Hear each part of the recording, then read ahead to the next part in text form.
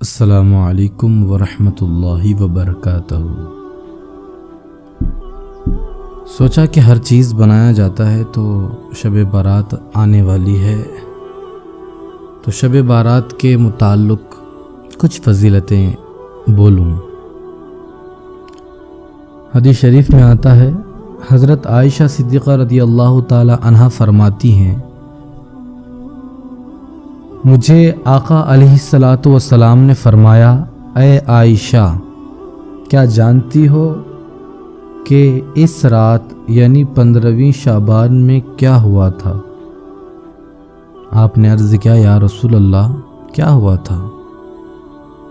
تو حضور صلی اللہ علیہ وسلم نے ارشاد فرمایا کہ اس شب پورے سال میں جو اولاد آدم پیدا ہونے والی ہیں وہ لکھ دی جاتی ہے، اور سال بھر میں جتنے ہلاک ہونے والے ہیں وہ بھی لکھ دیا جاتا ہے، اور اسی شب بارات میں ان کے اعمال بلند کیے جاتے ہیں اور اسی میں ان کے رزق اتارے جاتے ہیں۔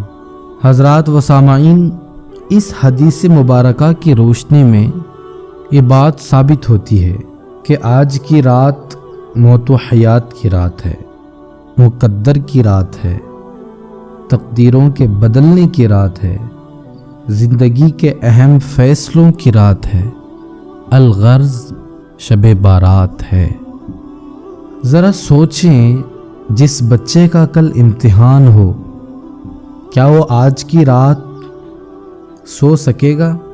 کیا آج کی رات اسے نیند آئے گی؟ جس مریض کا کل آپریشن ہونے والا ہو، کیا آج کی رات وہ سو سکے گا؟ جس شخص کی زندگی و موت کا آج فیصلہ ہونے والا ہے، بھلا ایسی اہم گھڑی کو غفلت میں کیسے گزار سکتا ہے؟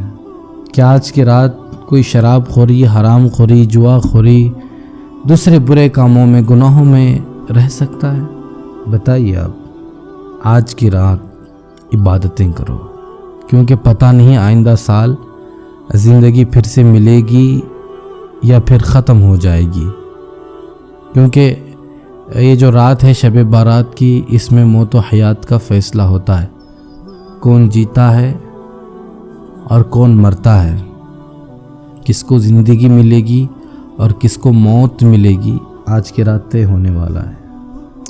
آئیے کچھ دیر کے لیے تصور میں قبرستان چلے جائیں، بلکہ حقیقت میں سنت کے مطابق قبروں کی زیارت کریں گے انشاءاللہ، اور اجڑی قبروں کو دیکھیں، بوسیدہ کفنوں کو دیکھیں اور یاد کریں ان جنازوں کو، ہم خود جنہیں کندھا دے کر دفنا کر آئے ہیں۔ کچھ ضدی اور کچھ ہٹ دھرم بھی تھے، جن کی ضد کے آگے کسی کی نہیں چلتی تھی، مگر موت نے ان کی ضد کو چلنے نہ دیا۔ کیا ناز تھا، کیا نخرے تھے، پاؤں زمین پر نہیں ٹکتے تھے، گھر سے نکلے تو گاڑی میں سے اترے تو کلب، استری ٹوٹ جائے تو لباس بدل لیتے تھے، مگر آج بوسیدہ کفن میں اندھیری کوٹھری میں تنہا پڑے ہیں۔ کفن تار تار ہو گیا ہے، جسم چور چور ہو گیا ہے، بدن سڑ گل کر ختم ہو رہا ہے، سڑے ہوئے بدن میں کیڑے رینگ رہے ہیں۔ کہاں گیا وہ ناز، وہ انداز، وہ نخرے؟ کہاں گئی وہ عطر کی خوشبو جس کی وجہ سے دوستوں میں پہچانے جاتے تھے؟ کہاں گئے؟ کہاں گئے وہ ہاتھ جس سے کمزوروں کو مارتے پیٹتے تھے؟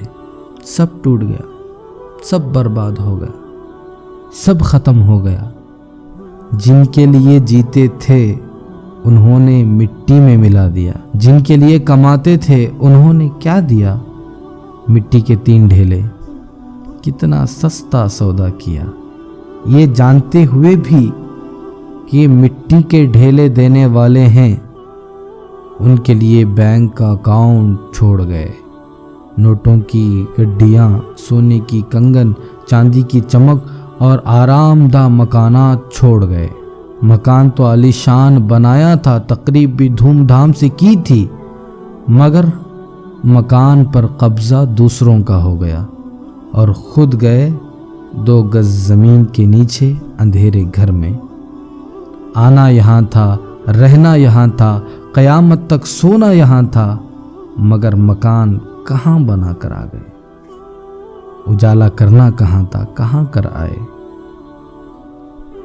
آرام دہ صوفہ set, LED smart T V مکان میں چھوڑا ہے، اور یہاں مٹی کی اندھیری کوٹری میں وہ بھی خالی ہاتھ چلے آئے۔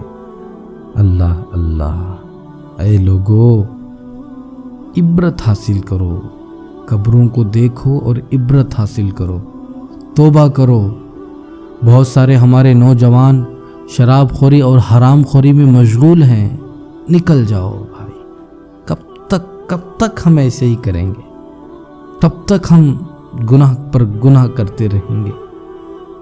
توبہ کر لو، توبہ کا دروازہ ہمہ وقت کھلا ہوا ہے۔ لوگ سوچتے ہیں بڑھاپے میں توبہ کر لیں گے، جا کر کے دیکھیے سارا قبرستان نوجوانوں سے بھرا پڑا ہوا ہے۔